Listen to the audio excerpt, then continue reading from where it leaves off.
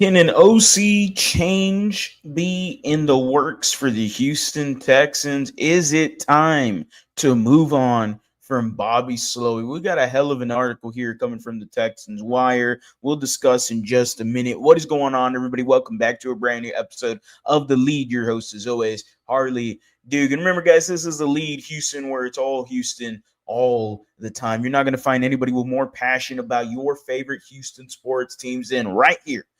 Astros, Rockets, Texans. I do it all as much as I can, and I appreciate every single one of y'all that has liked, commented, and subscribed. So while you're at it, guys, go ahead, hit that subscribe button. We are on the road to 12,000 subscribers, already at 10,500. Super appreciative of every single one of y'all. So y'all go ahead. Y'all know the drill, man. Y'all know the drill. Go down there in the comment section. Let me know how you doing. Drop a swarm in the chat because y'all know we always swarming up here in Htown. Don't matter. It don't matter. We took a tough loss against the Detroit Lions, and we're going to dissect this article here from Mr. John Crumpler. But y'all let me know as we are reacting to this article. Y'all let me know in the comment section. How you feeling about the offensive coordinator position? Do you think there should be a change? Do you think it should happen soon, now, after the season's over? When do y'all think a change should happen? How are y'all feeling? I know there's going to be some nasty comments about Bobby Slowik. I'm ready to see them. So with that being said, let's go ahead and get into this article, man. John Crumpler dropped an article the other day talking about that change might be needed in Houston. And, this is a great article, in my opinion, coming about Texans and the decision on whether or not they should move on from Bobby Slowik. And look, in my opinion, this is his opinion. This is just an opinion-based article. So this isn't nothing, this isn't no inside information, no sources, nothing. This is just his opinion, and personally, I agree with it. I think it's time to move on from Bobby Slowik. Does it solve your offensive line issues? Absolutely not. But a change is needed considering some of these stats that John had pulled out here, and I think it's very eye-opening to see. So here we go with the article here. Talking about Bobby Slowik anointed as the next great OC, rising head coach candidate. And second-year play caller now stands firmly in the crossfires. Tensions have been building among fans for weeks. It's erupted to a point of no return following Sunday's meltdown against the Detroit Lions. Second half meltdown was crazy. Squandering 23-7 lead and eventual 26-23 loss. Was expected to be a juggernaut this year. Houston's offense looks like one of the league's most disappointing units. Very disappointing. We all know what this offseason was. I've talked about it to ad nauseam. Wasting one of DeMeco Ryans' defense best performance ever enough to trigger a shakeup for the offensive staff. Don't know how you can wake up tomorrow and feel good about the direction of that unit. Yeah, completely agree here. And here's the stats that John is pulling up here, guys. Following Sunday, the Texans ranked 16th in EPA per pass at a negative 0.04. 23rd in passing efficiency at 41%, despite being headlined by your offensive rookie of the year in CJ Stroud. So y'all see John is throwing the advanced analytics for a lot of the people here, but it's completely correct. And look, EPA means expected points added. It's a metric that the NFL uses, and they try to figure out how it affects the offense's chances of scoring. And when you take a look at this, the 16th, you're ranked 16th, man. It's upsetting to see that because considering you added the pieces you did in this offensive in the off season with this offense, come on, man. You can't be 16th. You got to be top 10 in the NFL. And they're at a negative 0.04. So they're losing points. They're 23rd in passing efficiency, 41%. Not good whatsoever. They rank 28th in EPA per carry at negative 0.31 and 31st in rushing success rate at a measly 34%, despite the surge of Pro Bowl running back Joe Mixon. What is telling to me about that is the Houston Texans love insanity. And what do I And what am I talking about there is the Texans, as we know, love to run the football. It's pretty predictable. They run the ball on first down, they run the ball on second down, and they're going to pass the ball on third down. And that is the biggest problem with the Bobby Slowik's offense. It has become near predictable. And I hate to say that, I hate to say someone is predictable because I'm just a guy sitting in his fat ass in a chair talking to a camera for a living. But if I can see it sitting on my fat ass, if you can see it sitting on your fat ass, then can you imagine what the opposing 31 teams are looking at when they're lining up against the Houston Texans and they see that Bobby Slowik has made no changes from last year to this year? And that is the ultimate problem. You continue to run the football when, yes, Joe Mixon is just a dog and he's been amazing. I understand why you run the football. It's been your best asset all year.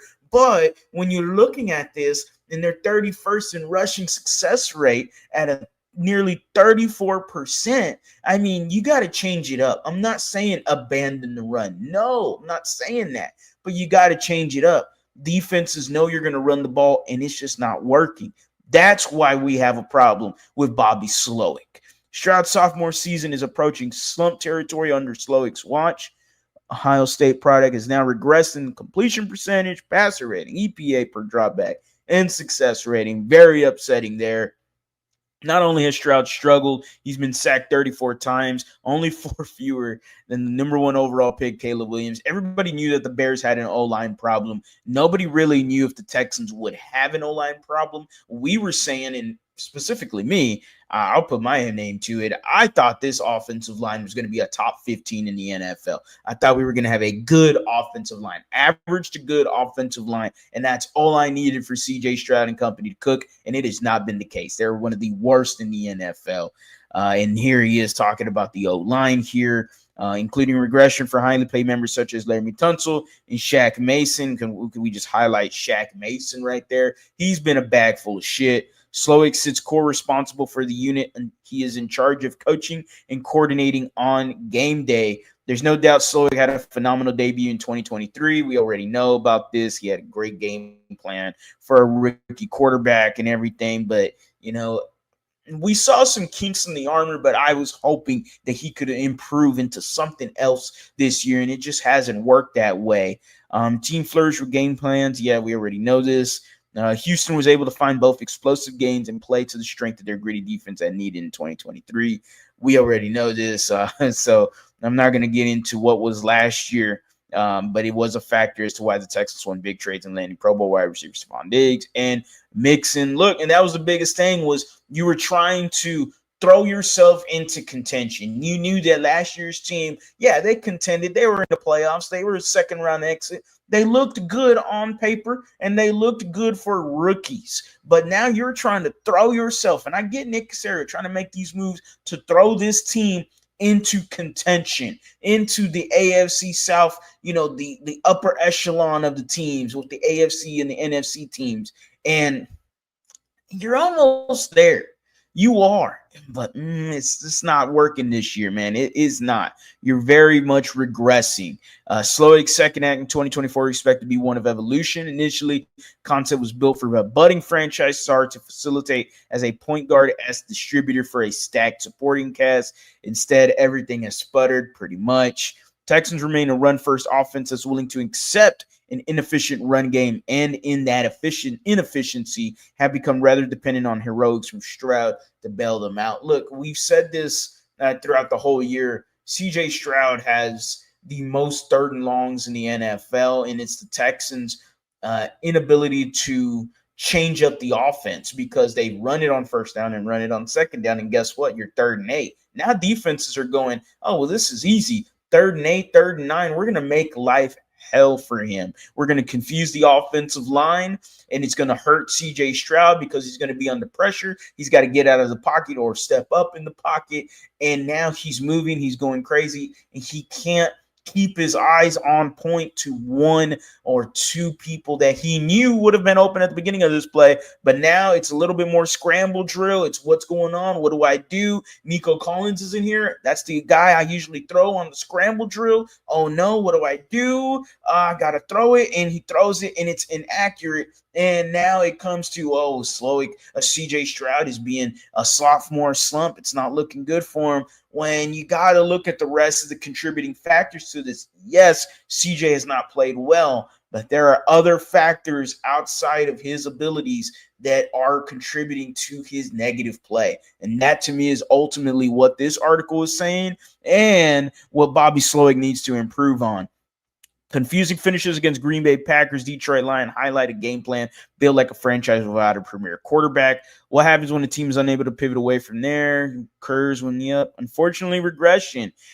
And this is what's upsetting is the regression for the Houston Texans has been a black eye for them this year. And here we go. Slowik's inability to evolve any of these components against a better prepared competition is even further testimony to a unit that is struggling to adapt. Not much to say there. Texans now feature an offense unable to structurally sound off on any singular thing worth merit. Their run game is inefficient. They're unable to protect Stroud. The passing game often finds themselves in grossly unfavorable position. Offense. The rest of this article is right here. We're going to stop right there. Lack of identity with minimal schematic diversity. That's the biggest thing.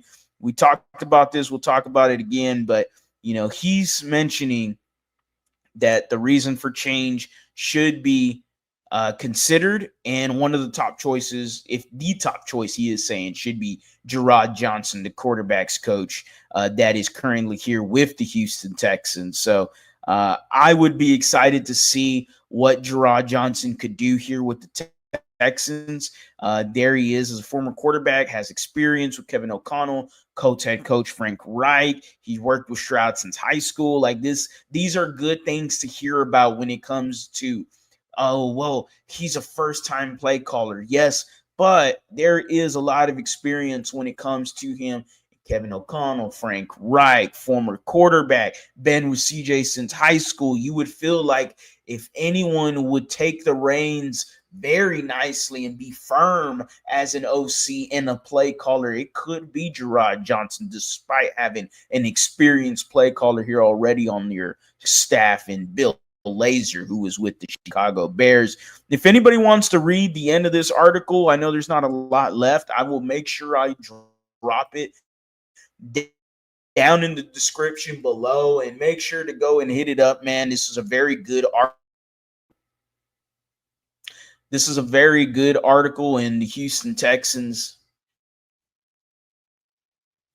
And the Houston Texans, look, man, it's been tough to figure them out per se. It has. And it's upsetting to see that this Texans offense has sputtered the way it has, but ultimately this is what we are living in right now. An offense that is inept, an offense that hasn't changed and doesn't have any sort of versatility whatsoever. They have an inability to adapt in a game because there's no in-game changes whatsoever. If the team changes defensively, the opposing team changes their stuff, it's about over for Bobby Slowik and company, and it's upsetting because now it's starting to affect your franchise quarterback and CJ Stroud, and it's not making him look good at all. Let me know down in the comment section how y'all feeling. I know it's a little bit of a longer video, but I'll make sure to get it out for y'all as soon as I can. As always, guys, go Astros, go Rockets, go Texans. You have a blessed day.